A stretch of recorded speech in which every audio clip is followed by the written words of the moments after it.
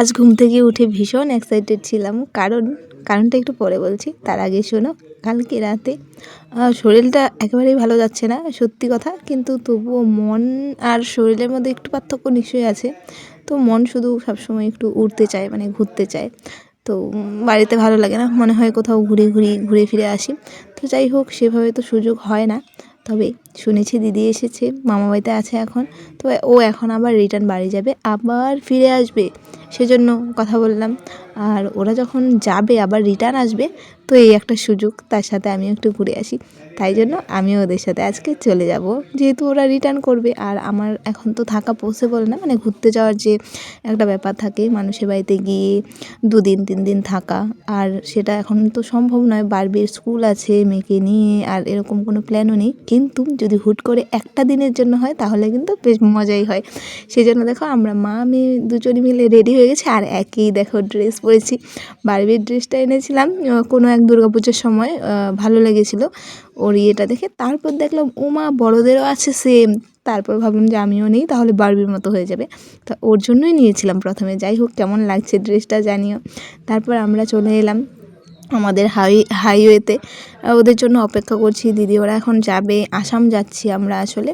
তো এখন আজকে বারবির একদম ছাড় পুরোপুরি, প্রচুর চকলেট চিপস খেয়েছে আজকে, যেহেতু আজকের দিনটা একটু ছেড়েই দিলাম। আর রবিবার ছিল, আর আমি তো সোমবারে এডিট করছি, তবে এটা ছিল রবিবারের ব্লগ। রবিবারটা তো জানোই, মানুষের ছুটির দিন, ইচ্ছে করে যে একটু জাস্ট ছুটি কাটাই।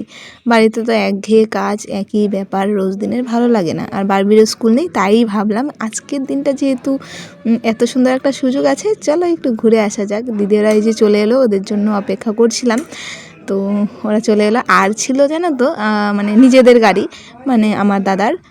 তো সেই জন্য আরেকটু যাওয়ার আগ্রহটা বেড়ে গেছে। না হলে তো মানে ট্রেনে বাসে আসাম অনেকটা দূর, হুট করে কিন্তু এভাবে যাওয়া যায় না, আর ফিরেও আসা যায় না। আর নিজস্ব গাড়ি থাকলে কত সুবিধা, তাই না? সেই জন্য চলে গেলাম আনন্দ করতে করতে। তারপরে এই যে দিদিবাড়িতে গেলাম, গিয়ে তো আমি সেখানে অনেক ব্যস্ত হয়ে গেছি, সেই জন্য আর ভিডিও করা হয়নি। আসলে ওর লাগেজ নিতে এসেছিলো, আবার যাবে, রিটার্ন করবে, ওখানে থাকবে 1 মাসের মতো। কিছু নিজস্ব দরকার আছে, তো সেজন্যই। সেগুলো আর বললাম না, যেহেতু আমি আমার ব্লগ করি, তাই আমার ব্লগে আমার ব্যাপারটাই তোমাদেরকে জানাই, অন্যের বিষয়ে নাই বা বললাম। যাই হোক, তারপর জানো তো, যাওয়ার সময় রাস্তার মধ্যে প্রচুর খাওয়া দাওয়া হয়েছে। ওরা সবাই চিপস, আমিও চকলেটস, ওগুলো নিয়েছিলাম। সবাই চকলেট এনেছে, আমিও নিয়েছি।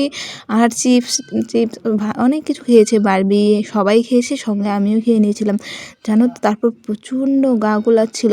আর ওখানে যাওয়ার পথে সবাই আবার হোটেলে মাংস ভাত সব কিছু খেয়েছে, যেহেতু দিদি ওরা রিটার্ন করবে। বাড়িতে আর রান্নার ঝামেলা আমরা করিনি, তাই জন্য।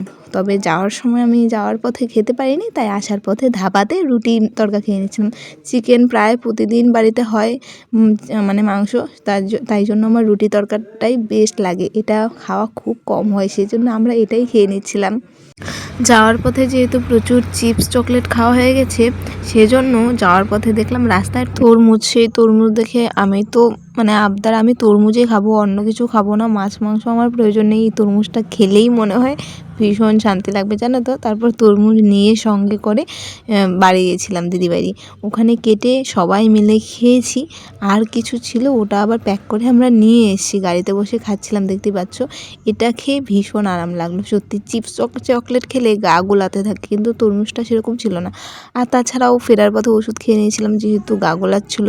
বাপরে বাপ, আমি একেবারে নমস্কার, কোনোদিনও আর গাড়িতে এভাবে চিপস চকলেট খাবো না। এটাই পার্থক্য ভালো খাবার আর প্যাকেটের খাবারের মধ্যে। তবে আর কারোর কিছু হয়নি জানো তো, আমার একারই এমন হচ্ছিল। আমার মনে হয় এটার কারণ হচ্ছে আমি এসবের থেকে দূরে সরে গেছি, আর তারা সবাই অভ্যস্ত হয়ে গেছে। ফিরতে ফিরতে রাত হয়ে গেছিলো, সারাটা দিন গাড়িতেই বেশিরভাগ সময় কেটে গেল। তো আজকের ভিডিও এই পর্যন্তই। তোমাদের কেমন লাগলো জানিয়ে যেও কিন্তু।